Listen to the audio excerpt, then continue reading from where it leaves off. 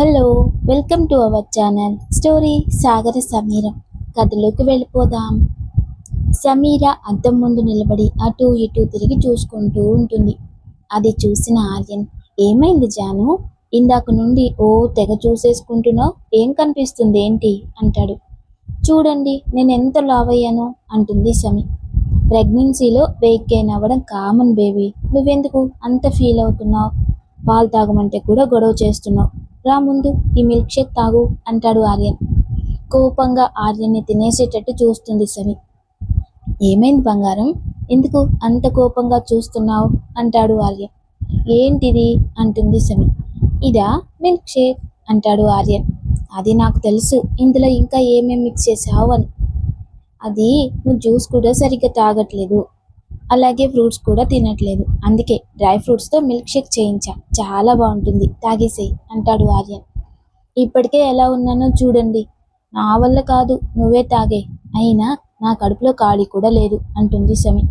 ఏయ్, నేను తాగడం ఏంటి, ప్రెగ్నెన్సీ నీకు, తాగాల్సింది కూడా నువ్వే అంటాడు ఆర్యన్. అది నీ వల్లే కదా, అందుకే మీరే తాగండి అంటుంది సమి. ఆర్యన్ నవ్వుతూ సమీర పక్కన కూర్చుని వెనుక నుండి హక్ చేసుకుని మెడ మీద బుగ్గల మీద కిస్ చేస్తాడు. మెల్లగా సమీర్ జుట్టుతో ఆడుతూ, బంగారం నీకొక విషయం చెప్పనా? అప్పటికే సమీర ఆర్యన్ పనులకు ఒక రకమైన ట్రాన్స్లోకి వెళ్ళిపోతుంది. అలాగే ఆ మత్తులో అంటుంది సమీ. నువ్వు ఇంతకు ముందు చీపురు పుల్లకు చీరకు చుట్టినట్టు ఉండేదాన్ని, ఇప్పుడే కొంచెం నున్నగా తయారై పిచ్చ గ్లామర్గా ఉన్నావు అంటాడు ఆర్యన్. సమీర మైండ్లోకి వెళ్ళి ఈ మాటలు అర్థమై చటుక్కున కళ్ళు తెరుస్తుంది. ఆర్యన్ వైపు తిరిగి, అంటే ఇంతకు ముందు నేను అందంగా లేనా అంటుంది కోపంగా. నేనెప్పుడు అలా అన్నాను బంగారం అంటాడు ఆర్యన్.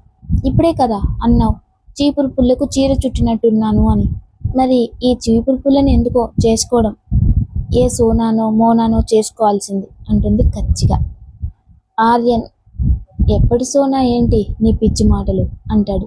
నావి పిచ్చి మాటలు అంతేలే, నా మీద నీకు ప్రేమ తగ్గిపోయింది అని ఏడుపు అందుకుంటుంది.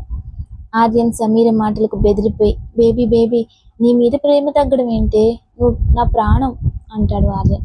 లేదు అన్నీ అబద్ధాలే అంటుంది సమీ. ప్రామిస్ బంగారం, నేను ఎందుకు అబద్ధం చెప్తాను అంటాడు ఆర్యన్. నేను నమ్మను అంటుంది సమీ. మరేం చేస్తే నమ్ముతావు చెప్పు అంటాడు ఆర్యన్. సరే అయితే ఇది తాగు, నేను నమ్ముతాను అంటుంది సమీ. ఇది తాగితే నమ్ముతావా అని గటగటా తాగేస్తాడు. సమీర్ చేతిలో గ్లాస్ తీసుకుని పక్కన పెట్టి, గుడ్ బాయ్ పద పడుకుందాం అంటుంది. ఆర్యన్ షాక్ అయిపోయి, ఒసేయ్ రాక్షసి, ఓవర్ యాక్టింగ్ చేసి నాతోనే తాగిస్తావా, నీ సంగతి చెప్తా ఉండు అంటాడు కోపంగా. తమరు చేయగలిగింది ఏం లేదు కానీ వచ్చి పడుకోండి అంటుంది సమీ. అవ్వా నిన్ని మొగుణ్ణే అంటాడు ఆర్యన్. ఇప్పుడు కాదు అని ఎవరన్నారు అంటుంది సమీ. ఎక్కడి నుండి వస్తున్నాయే నీకు ఈ ఐడియాలు, నేనేదో నైస్గా నీతో తాగిద్దాం అనుకుంటే భలే తప్పించుకున్నావులే అంటాడు ఆర్య. మరి లేకపోతే నువ్వు నీ వేషాలు నా దగ్గర అంటుంది సమీ. బుజ్జి నీ సంగతి తెలిసే నాకు, అందుకే 2 గ్లాసులు తెచ్చా, మర్యాదగా తాగేసే, లేకపోతే నేను తాగించాల్సి వస్తుంది అంటాడు ఆర్య. ఈసారి నిజంగానే ఏడుపు మొహం పెట్టి తప్పక అలాగే తాగి పడుకుంటుంది. ఆర్యన్ నవ్వుకుంటూ తన పక్కన పడుకొని నిద్రపోతాడు. పొద్దుటే సమీర నిద్రలేచి ఫ్రెష్ అయి పైన హాల్లో కూర్చుని ఉంటుంది. సమీర తనలో తానే నవ్వుకుంటూ ఉంది. ఆర్యన్ సిద్ధు వచ్చి పక్కన చెరో పక్కన కూర్చుంటారు. బాబీ నీలో నువ్వే నవ్వుతున్నావెందుకు, మాకు చెప్తే మేము కూడా నవ్వుతాం కదా అంటాడు. ఏం లేదు సిద్ధు, బేబీకి వాళ్ళ డాడీ గురించి చెప్తున్నా అంటుంది సమీ. ఏమని చెప్తున్నావు అంటాడు సిద్ధు. నేనేం చెప్తాను, మీరు నన్ను ఎంత విసిగిస్తున్నారో చెప్తున్నా, వాడు బయటికి వచ్చాక అప్పుడు ఉంటుంది మీకు అంటుంది సమీ ఆర్యన్తో. ఏంటి నువ్వు చెప్పేది, నా మీద అన్ని అబద్ధాలే చెప్తూ ఉంటావు, నా బంగారానికి నేను చెప్పుకుంటా అని సమీర పొట్టు మీద చేయి పెట్టి, బంగారం మీ అమ్మ చెప్పేది ఏమీ నమ్మకే, మీ అమ్మ ఒట్టి మొండిది, సరిగ్గా ఫుడ్ తినదు, టైంకి టాబ్లెట్స్ వేసుకోదు, తనే నన్ను బాగా విసిగిస్తుంది నాన్న, నువ్వు వచ్చాక నువ్వు నేను ఒక పార్టీ, మీ అమ్మ సంగతి అప్పుడు చెప్దాం ఓకేనా, నువ్వు ఈ డాడ్ పార్టీనే కదా అంటాడు. సమీర ఒక్కసారి చిన్నగా కదులుతుంది. కడుపులో బేబీ తంతుంది, అది ఆర్యన్ చేతికి తెలుస్తుంది. ఆర్యన్ నవ్వుతూ, చూసావా బేబీ నా పార్టీ ఎలా చెప్తున్నాడో చూడు అంటాడు హ్యాపీగా. సమీర అబ్బో, ఇప్పటి నుండే మీ పార్టీలో కలుపుకుంటారా? వచ్చాక చెప్తా నీ సంగతి వాడి సంగతి అని మూతి తిప్పుకుంటుంది. సిద్ధు ఉత్సాహంగా మనం మాట్లాడే మాటలు లోపల బేబీ వింటుందా బాబీ అని అడుగుతాడు. వింటుంది సిద్ధు. సిద్ధు, మన మాటలే కాదు బయట సౌండ్స్ అన్నీ కూడా వింటారు, అర్థమవుతాయి కూడా అంటుంది సమి. అయితే నేను మాట్లాడతాను అంటాడు చిన్న పిల్లాళ్ళ మొహం పెట్టి. అది చూసి ఆర్యన్కి నవ్వొస్తుంది. సిద్ధు, ఇంకెప్పుడు పెద్దవాడు అవుతావురా, ఇంకా చిన్నపిల్లాళ్ళ మొహం చూడు అంటాడు ఆర్యన్. బాయ్ అంటాడు గారంగా. ఆర్యన్ సిద్ధు చేయి పట్టుకుని సమీర పొట్ట మీద పెట్టి మాట్లాడు అంటాడు. అరే బుజ్జి కన్నా, నేన్రా మీ బాబాయ్ని. నీకు తెలుసా, నీకోసం అందరికంటే నేనే ఎక్కువగా వెయిట్ చేస్తున్నాను. నువ్వెప్పుడెప్పుడు వస్తావా అని రోజులు లెక్క పెట్టుకుంటూ ఉన్నానురా. నిన్ను ముందు నేనే ఎత్తుకుంటానురా. నువ్వేం చేసినా సరే నా ఫుల్ సపోర్ట్ నీకే, నీ ఇష్టం అంతా నేను చూసుకుంటా అంటాడు సిద్ధు. ఆహా, ముందు నిన్ను నువ్వు చూసుకోవడమే రాదు నీకు. ఆ సంగతి చూసుకోరా, తర్వాత పుట్టేవాడని చూద్దు. నా మనవణ్ణి మీలా కాదురా, చాలా బుద్ధిమంతుల్లా చక్కగా నేనే పెంచుతా. నీలాగా మీ నాన్నలాగా తన్నులాట్లకు వెళ్ళడువాడు అంటాడు విజయేంద్ర. ఆహా, వాళ్ళిద్దరిని పెంచింది ఇలా తయారు చేసింది కూడా తమరే, ఆ సంగతి మర్చిపోయినట్టున్నారు అంటుంది మంజుల. బాగా అయ్యిందా డాడ్? అయినా వాడు సాగర్ ఆర్యన్ కొడుకు. మీరేం చేసినా వాడు అన్నయ్యలాగే ఉంటాడు, ఈ బాబాయ్ మాటే వింటాడు అని అంటాడు సిద్ధు. అప్పుడే సమీర వాళ్ళ అమ్మ నాన్న వస్తారు. సమీర డాడీ అంటూ లేచి గబగబా వెళ్ళిపోతుంది. ఆర్యన్ కూడా సమీరతో పాటు లేచి సమీరను పట్టుకుని చిన్నగా అంటాడు కొంచెం కోపంగా. సమీర అదేం పట్టించుకోకుండా వాళ్ళ డాడ్ దగ్గరికి వెళ్ళిపోతుంది. బంగారు తల్లి ఎలా ఉందమ్మా ఒంట్లో అంటాడు ప్రభాకర్. బాగుంది నాన్న అని సోఫాలో వాళ్ళ నాన్న పక్కన కూర్చుంటుంది. పలకరింపులయ్యాక సమీరకి శ్రీమంతం చేద్దామని అనుకుంటున్నాం అని చెప్తారు ప్రభాకర్ గారు. మంజుల, మేం కూడా అదే అనుకుంటున్నాం అన్నయ్య గారు. పంతులు గారిని కనుక్కుందాం మంచి రోజు అంటుంది మంజుల. మేం కనుక్కునే వచ్చాం వదిన గారు. రేపు శనివారం ఉదయం బాగుంటుందట. ఆ రోజు శ్రీమంతం చేసి సమీరని మేం తీసుకెళ్తాం అంటుంది కవిత. జాను, ఎందుకత్తయ్యా అంటాడు ఆర్యన్ కంగారుగా. ఆడపిల్ల తొలి కాన్పు పుట్టింట్లో జరపడం ఆనవాయితీ. అది కాక మాకు ఉన్నది సమీర ఒక్కటే కదా బాబు. మా కూడా సమీరని మాతో ఉంచుకోవాలని ఉంటుంది కదా అంటుంది కవిత. సమీర కూడా వాళ్ళ అమ్మ భుజం మీద తలపెట్టి, అమ్మా నాకు నీ దగ్గరికి రావాలని చాలా అనిపిస్తుందమ్మా అంటుంది. ఆర్యన్ సమీర మొహం చూసి నో అనలేక, అలా అని వదిలి ఉండలేక మౌనంగా ఉంటాడు. మంజుల, అలాగే వదిన గారు, మీ ఇష్టం. సిద్ధు, వదిన శ్రీమంతం అదిరిపోవాలి.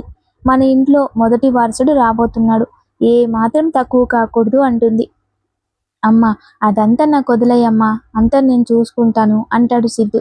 అయ్యో బాబు, మేం చేసుకుంటాం కదా అవన్నీ. హర్ష్ ఉన్నాడు కదా, చేస్తాడు అంటుంది కవిత. ఎవరు చేస్తే ఏంటి మామయ్య, మీరు ఆ విషయం వదిలేయండి అంటాడు సిద్ధు. ఆర్యన్ సైలెంట్గా తన గదిలోకి వెళ్ళిపోతాడు. సమీర కూడా ఇప్పుడే వస్తాను అంటూ లోపలికి వెళుతుంది. ఏంటి సాగర్, ఎందుకు అలా ఉన్నావు అంటుంది సమి. ఏం లేదు బంగారం అంటాడు ఆర్యన్. సమీర ఆర్యన్ ప్రక్కన కూర్చుని చెయ్యి తీసుకొని చేతికి చిన్నగా ముద్దు పెట్టి, నేను వెళ్ళడం నీకు ఇష్టం లేదు అంతే కదా అంటుంది సమి. నువ్వు లేకుండా నేను ఉండలేనని తెలుసు కదా, మరెందుకు అడుగుతావు అంటాడు ఆర్యన్. సాగర్, కొన్ని రోజులే కదా, వెళ్ళకపోతే డాడీ ఫీల్ అవుతారు. అయినా నువ్వెటు నాతో పాటు వచ్చేస్తావు కదా, మరెందుకు అంత బాధ అంటుంది సమి. ఎందుకా, మనకు ఇక్కడ ఉన్నంత ప్రైవసీ అక్కడ ఉండదు. ఎవరో ఒకళ్ళు ఎప్పుడూ నీతో ఉంటారు అందుకు అంటాడు ఆర్యన్. Sagar, too much. ఎప్పుడూ నీతోనే ఉండాలా, వాళ్ళకు కూడా టైం ఇవ్వాలి కదా అంటుంది సమి. జాను బేబీ, నువ్వు నీ టైం మొత్తం నాకే, ఇందులో నో కాంప్రమైజ్ అంటాడు ఆర్యన్. అంత లేదు, మీ బేబీ పుట్టేంత వరకే అవన్నీ, తర్వాత అంతా వాళ్ళ కోసమే అంటుంది సమి. ఏయ్ రాక్షసి, నాకంటే పిల్లల మీదే ప్రేమ ఎక్కువ నీకు అంటాడు ఆర్యన్. ఖచ్చితంగా ఎక్కువే, ఎందుకంటే వాళ్ళు మన ప్రేమకు రూపం కాబట్టి అంటుంది. ఆర్యన్ సమీర ఒళ్ళో తల పెట్టుకుని, జాను, వాళ్ళు వచ్చినా సరే నా టైం నాకు ఇవ్వాల్సిందే, ఇవ్వకపోతే ఎలా తీసుకోవాలో కూడా నాకు బాగా తెలుసు అంటాడు ఆర్యన్. సమీర శ్రీమంతం పనులు హర్ష సిద్ధు చూసుకుంటూ ఉంటారు. జై మిథును కూడా ఇక్కడికి వస్తారు. ఆర్యన్ పనులన్నీ మానేసి సమీరని దగ్గరుండి చూసుకుంటూ ఉంటాడు. శ్రీమంతం రోజు రానే వస్తుంది. ఆర్యం స్నానం చేసి వచ్చి చీర కట్టుకోవడానికి ఇబ్బంది పడుతున్న సమీరని చూసి తన చేతిలో నుండి చీర తీసుకుని తనే కడతాడు. కట్టాక సమీని అద్దం ముందు కూర్చోబెట్టి మెళ్ళో నగలు సెట్ చేస్తాడు. పాపిటి బిళ్ళ, బుట్టలు, చెంపస్వరాలు అన్నీ పెడతాడు. సమీని నుంచోబెట్టి పైనుండి కింది దాకా చూసుకుంటాడు. ఆర్యన్, అలా చూస్తుంటే నాకు సిగ్గేస్తుంది. చెంపలు ఎరిపెక్కుతున్నాయి సమీవి. ఆర్యన్ సమీర సిగ్గుపడ్డం చూసి, జాను, నువ్వు ఇప్పుడు ఒక బిడ్డ తల్లి అవుతున్నావు. అయినా నన్ను చూసి ఇంకా కొత్త పెళ్లి కూతుర్లా భలే సిగ్గుపడుతున్నావు. ఎలానే అంటాడు ఆర్యన్. సాగర్ అని చిరుకోపంగా. మీరు మాత్రం నన్ను ఇంతకు ముందు ఎప్పుడు చూడనట్టు తినేసేలా ఆ చూపేంటి అంటుంది సమీ. నువ్వు ఎంత అందంగా ఉన్నావో చూసుకుంటున్నా. కాటుక తీసి చెవి వెనుక పెట్టి, అసలు ఈరోజు నువ్వు ఎలా ఉన్నావో తెలుసా? ఆ, ఎలా ఉన్నాను అంటుంది సమీ. సిగ్గుకి మందార పువ్వల్లే ఎర్రబడ్డ బుగ్గలు, కోటి ఊసులు నాకు చెప్పే ఆల్చిప్పల్లాంటి కళ్ళు, విచ్చుకున్న అందమైన నీ పెదాలు, శంఖం లాంటి మెడ అనగానే సమీర కళ్ళు పైకెత్తి భయంగా, ఇంక చాలా ఆపండి, ఎక్కువైంది మీ కవిత్వం అంటుంది. ఏం చెయ్యను బేబీ, నువ్వు ఇలా నిండుగా కళ్ళ నిండా నిండిపోతే అంటాడు ఆర్యన్. అంటే నేనంత లావయ్యానా అంటుంది కోపంగా. లావు కాదే నా బుజ్జి బంగారం, ముద్దుగా అయ్యావే. ఎంత ముద్దొస్తున్నావో తెలుసా? నా బాధ నీకేం తెలుసు? కంట్రోల్ చేసుకోవడం ఎంత కష్టంగా ఉందో. నిన్ను ఇప్పటికిప్పుడు గట్టిగా హక్ చేసుకుని డీప్ కిస్ ఒకటి పెట్టుకోవాలని ఎంత అనిపిస్తుందో తెలుసా అంటాడు ఆర్యన్. అయితే పెట్టుకో, ఎవరు వద్దన్నారు అంటూ ఐ బ్లింక్ చేస్తుంది. నా బేబీకి లోపల ఊపిరాడదని ఊరుకుంటున్నా. అలాగే రెచ్చగొట్టావంటే నీ డెలివరీ అయ్యాక చెప్తా నీ సంగతి. ఒక నిమిషం ఊపిరి తీసుకునే టైం కూడా ఇవ్వను. నీ ఇష్టం మరి అంటాడు ఆర్యన్. సరే పద, కిందికి వెళ్దాం. ఆర్యన్, సమీ ఇద్దరు క్రిందికి వస్తారు. కవిత, నీలిమ, సిరి, సంజు అందరూ కలిసి సమీరని స్టేజ్ మీద కూర్చోబెడతారు. ఆర్యన్ వచ్చి సమీ పక్కన నిలబడతాడు. ప్రభాకర్, కవిత వస్తారు. కవిత చలివిడి పూలు, పండ్లు, చీర, గాజులు, నగలు బొట్టు పెట్టి ఒళ్ళో పెడుతుంది. గంధం రాసి పన్నీరు చల్లి గాజులు వేసి ప్రభాకర్ గారితో కలిసి అక్షింతలు వేస్తుంది. ప్రభాకర్ గారు సమీర తల నిమిరి నుదుటి మీద ముద్దు పెట్టుకుంటారు. మంజుల, విజయేంద్ర కూడా గిఫ్ట్ ఇచ్చి సమీరిని ఆశీర్వదిస్తారు. ఆర్యన్ డైమండ్ బ్యాంగిల్స్ చేతులకు తొడిగి అక్షింతలు వేస్తాడు. నీలిమ, దిలీప్ వచ్చి గిఫ్ట్ ఇచ్చి ఆశీర్వదిస్తారు. హర్ష, సిరి వచ్చి ఒక నెక్లెస్ గిఫ్ట్ ఇస్తారు. అది చూసి సమీర షాక్ అవుతుంది. హర్ష, నచ్చిందా అంటాడు హర్ష. ఇది ఎలా అని అడుగుతుంది ఆశ్చర్యంగా. అది తను చేయించుకోవాలని గీసుకున్న డిజైన్ కాబట్టి. నేను నీ ఫ్రెండ్నే, నాకు అన్నీ తెలిసిపోతాయి అంతే అంటాడు హర్ష. థ్యాంక్ యూ హర్ష అంటుంది సమీ. జై, మిథున వచ్చి హారం గిఫ్ట్గా ఇస్తారు. సిద్ధు, నువ్వేం గిఫ్ట్ తేలేదా అని అడుగుతుంది మంజుల. తెచ్చానమ్మా అంటూ ఒక ట్రక్ చూయిస్తాడు. హర్ష, ట్రక్ ఏంట్రా అంటాడు. సిద్ధు సమీ చేయి పట్టుకొని ఆ ట్రక్ దగ్గరకు తీసుకెళ్లి చూయిస్తాడు. ఆ ట్రక్ నిండా అన్ని బొమ్మలే, రకరకాలున్నాయి. సమీ నవ్వుతూ, ఏంటి సిద్ధు ఇన్ని బొమ్మలు అంటుంది. నీకు నచ్చలేదా బాబీ నా గిఫ్ట్ అంటాడు సిద్ధు. అందరికన్నా నీ గిఫ్టే బాగుంది. అసలు మరి ఇన్ని ఎప్పుడు ఆడుకుంటారు అంటాడు. పిల్లలు ఆడిందాక ఎక్కడుంటాయి, ఇదిగో వీడు, సిరి ఇద్దరూ చాలు మొత్తం చెడగొట్టడానికి అంటాడు విజయేంద్ర. డాడ్ అంటాడు సిద్ధు.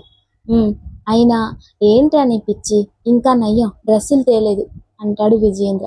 తెస్తాను డాడ్, పాపనా బాబునా అని కన్ఫర్మ్ అవ్వలేదు అని తీసుకురాలేదు, పుట్టగానే తెచ్చిస్తానులే అంటాడు ఉత్సాహంగా.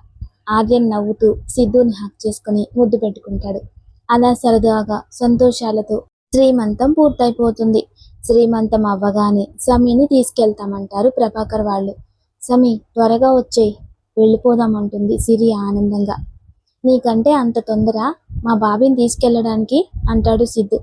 హలో, నీకే కాదు నాకు కూడా సమీర వదనే, అంతకన్నా ముందు బెస్ట్ ఫ్రెండ్, ఇంకా మా ఇంటి ఆడపడుచు.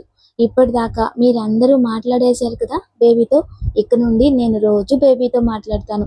పుట్టగానే నేనే ఫస్ట్ ఎత్తుకుంటాను అంటుంది సిరి.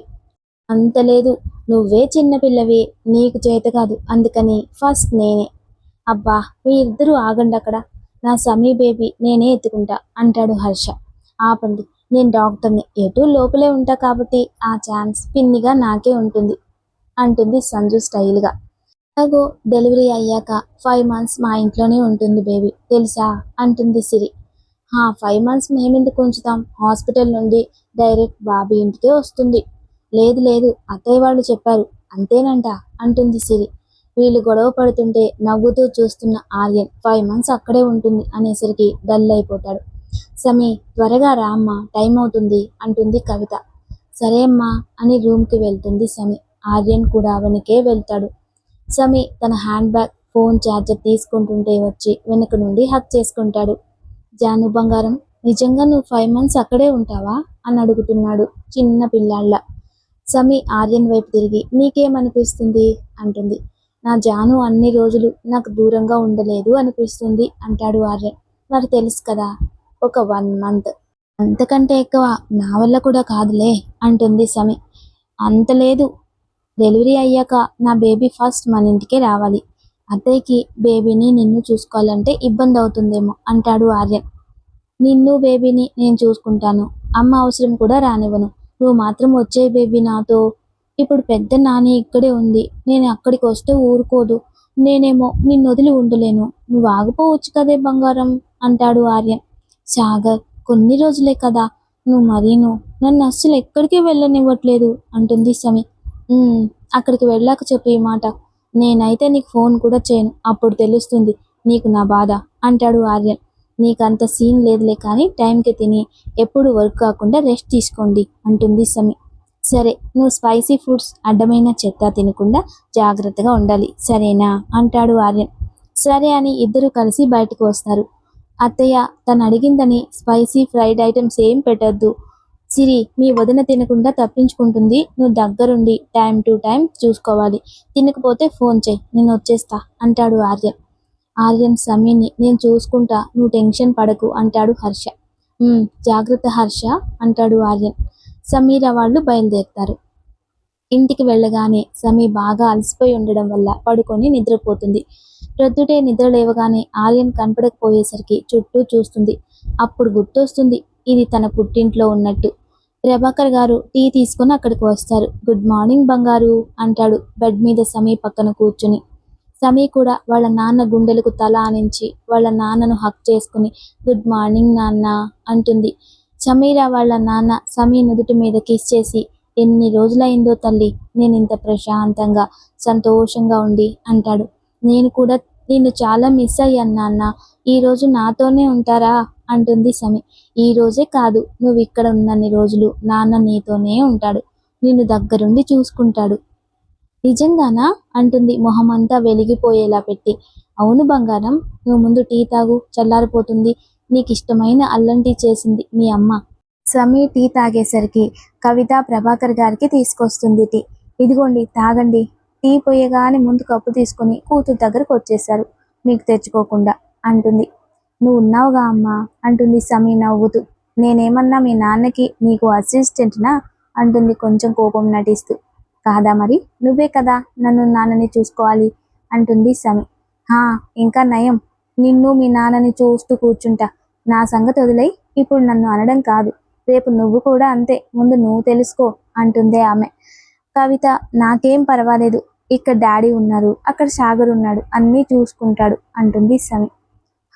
అదే కదా, మీ నాన్న ఆ సాగర్ నిన్ను మరీ నెత్తికి ఎక్కించుకుంటున్నారు. కవిత, చిన్న పిల్ల, దాంతో ఎందుకు, పద నీకు నేను కాఫీ కల్పిస్తాను. సమీ, నువ్వు ఫ్రెష్ అవు తల్లి అంటాడు ప్రభాకర్. సరే నాన్న అంటుంది సమీ. సమీ ఫ్రెష్ అయి వచ్చేసరికి సిరి, హర్ష, ప్రభాకర్ డైనింగ్ టేబుల్ దగ్గర కూర్చున్నారు. ఏంటి ప్రొద్దున్నే వచ్చేశారు అంటుంది సమీ. నువ్వు టిఫిన్ తింటున్నావో లేదో చెక్ చేయడానికి వచ్చింది సిరి అంటాడు హర్ష. మరి తమరెందుకు వచ్చినట్టో అంటుంది సిరి. నా ఇష్టం, నేను ఎక్కడైనా ఉంటాను. ఆంటీ ఆకలేస్తుంది, త్వరగా రండి అని పిలుస్తాడు హర్ష. వస్తున్నా హర్ష అని మసాలా దోశ తెచ్చి హర్షకు పెడతారు. సమీ హర్షని వాళ్ళ అమ్మని మార్చి మార్చి కొరకొరా చూస్తుంది. ఆంటీ దానికి తెచ్చిపెట్టండి, చూడండి నా ప్లేట్ వంక ఎలా చూస్తుందో అంటాడు హర్ష. లోపల నుండి దోశ తెచ్చి సమీకి పెడుతుంది కవిత. సమీకి మామూలు దోశ. అమ్మ, వాడికి మసాలా దోశ, నాకేమో మామూలు దోశ అంటుంది ఏడుపు మొహంతో సమీ. మీ ఆయనే కదే నీకు మసాలా స్పైసీ ఫుడ్ పెట్టద్దన్నాడు, నాకెందుకు తల్లి, మీ ఆయన చెప్పిందే తిను అని లోపలికి వెళ్ళిపోతుంది. సమీ నాకేం వద్దు అని లేచి వెళ్ళిపోతుంటే హర్ష కూర్చోబెట్టి తన ప్లేట్లో దోశ తినిపిస్తాడు. హే, వద్దు హర్ష, అన్నయ్య చెప్పాడు కదా అంటుంది సిరి. నువ్వు నోరు మూసుకొని కూర్చో, సమీకి ఏం కావాలంటే అది తింటుంది అంటాడు హర్ష. నేను అన్నయ్యకి చెప్తాను అంటుంది సిరి. చెప్పావనుకో, నువ్వు కూడా హెల్తీగా ఉండడం నాకు ముఖ్యం. అందుకే ఈ రోజు నుండి నేను నీ మెనూ మొత్తం మార్చేస్తా. పొద్దున్నే ఏదన్నా సలాడ్, వెజిటేబుల్ జ్యూస్, మధ్యాహ్నం ఒక రోటీ పెరుగన్నం, fruit salad, evening sugar free biscuits, ఓకేనా? మరి రాత్రి అంటుంది సమీ తింటూ. రాత్రి కూడా ఒక రోటి గ్లాస్ పాలు. అమ్మో వద్దు హర్ష, నేను అన్నయ్యకి ఏం చెప్పను అంటుంది. ఏంటి బావా, నా చెల్లెలేదో బెదిరిస్తున్నట్టున్నావు అంటాడు సిద్ధు. దాన్నే అడుగు. అదేం లేదన్నయ్య, నువ్వేంటి ప్రొద్దుటే వచ్చావు అంటుంది సిరి. అదా, బావి కోసం నానమ్మ సున్నుండలు చేసి పంపింది, ఇద్దామని వచ్చాను అంటాడు సిద్ధు. సిద్ధు, మీ అన్నయ్య రాలేదా అంటుంది సమీ. లేదు బాబీ, నేను అన్నయ్య వస్తాడేమో అనుకున్నా, కానీ నన్ను వెళ్ళమన్నాడు అంటాడు సిద్ధు. అది వినగానే సమీ కొంచెం డల్ అవుతుంది. ఏంటి బాబీ, అన్నయ్యని మిస్ అవుతున్నావా అంటాడు సిద్ధు. లేదు నాన్న, హర్ష ఉన్నారు కదా, నేనేం మిస్ అవ్వట్లేదు అని చెప్తుంది. సమీ చెప్పట్లేదు కానీ అన్నయ్యని బాగా మిస్ అవుతుంది అంటుంది సిరి. సరే నేను బయలుదేరుతాను అని వెళ్ళిపోతాడు సిద్ధు. హర్ష, సిరి కూడా ఆఫీస్కు వెళ్ళిపోతారు. సమీర ఫోన్ వంక చూస్తూ ఉంటుంది, ఆర్యన్ ఫోన్ చేస్తాడేమో అని. కానీ ఆర్యన్ కనీసం ఫోన్ కూడా చేయడు. ఆర్యన్కి సమీ లేక చికాగ్గా ఉంటుంది. ఆఫీస్కు వెళ్ళి ఫుల్ వర్క్లో మునిగిపోతాడు. ఎంతలా అంటే సమీ ఆలోచనలు కూడా రానంతగా. ఆర్యన్, సిద్ధు ఇంటికి వస్తారు. ఏంటి ఇప్పటిదాకా ఉన్నారు అని అడుగుతుంది సంజు. ఏంటా, బాబీని మర్చిపోవడానికి మా బాయ్ టైం టేబుల్ ఇది అంటాడు సిద్ధు. ఎందుకు, బావ ఫోన్ కూడా చేయట్లేదట, పాపం సమీ అక్క ఎంత బాధపడుతుందో తెలుసా అంటుంది సమీ. మీ అక్క బాధే కనిపిస్తుంది, నా బాధ కనబడదు అని కోపంగా రూమ్లోకి వెళ్ళిపోతాడు.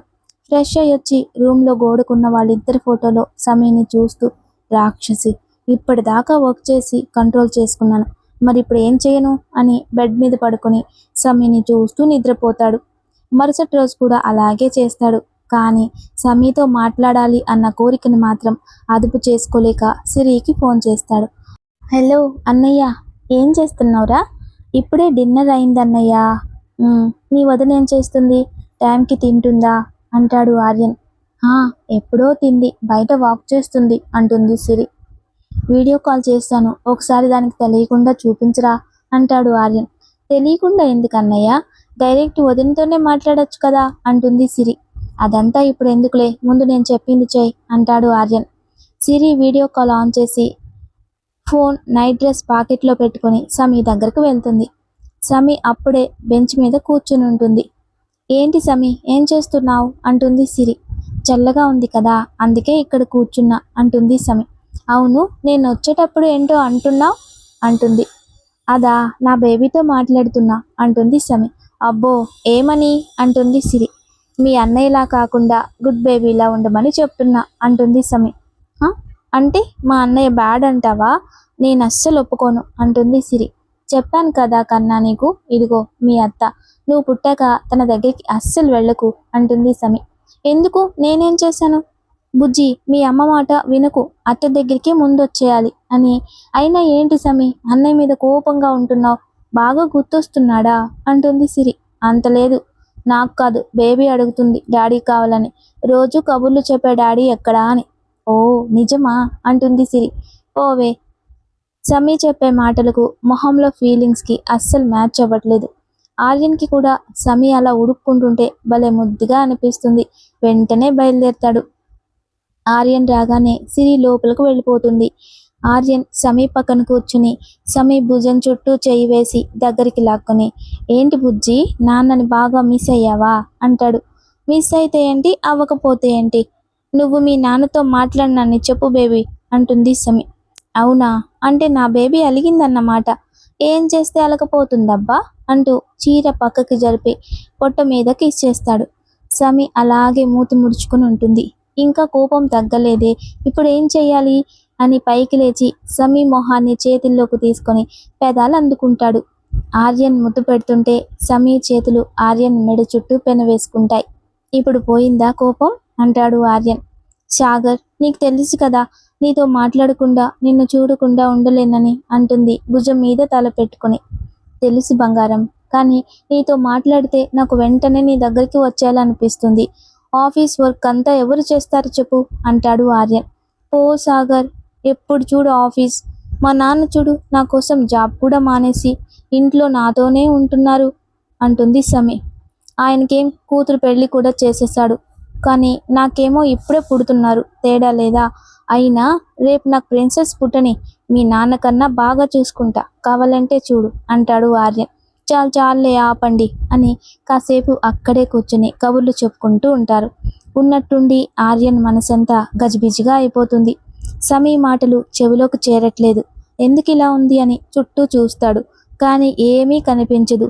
సిద్ధుకి ఫోన్ చేసి మన వాళ్ళను తీసుకొని త్వరగా రమ్మని చెప్తాడు. సిద్ధుకి అర్థమవుతుంది ఏదో జరగబోతుంది అని. హడావుడిగా గన్ తీసుకొని జేబులో పెట్టుకుని గబగబా బయలుదేరుతాడు. ఫోన్ చేసి ఇర్ఫాన్ గ్యాంగ్ని అక్కడికి రమ్మంటాడు. జాను, నువ్వు పద, తొందరగా లోపలికి వెళ్దాం అని సమీన్ తీసుకొని 4 అడుగులు వేసేసరికి ఏదో ఒక సూది వచ్చి ఆర్యన్కి తగులుతుంది. అది తగలగానే ఆర్యన్ కింద పడిపోతాడు. సమీర, సాగర్ అంటూ పెద్దగా అరుస్తుంది.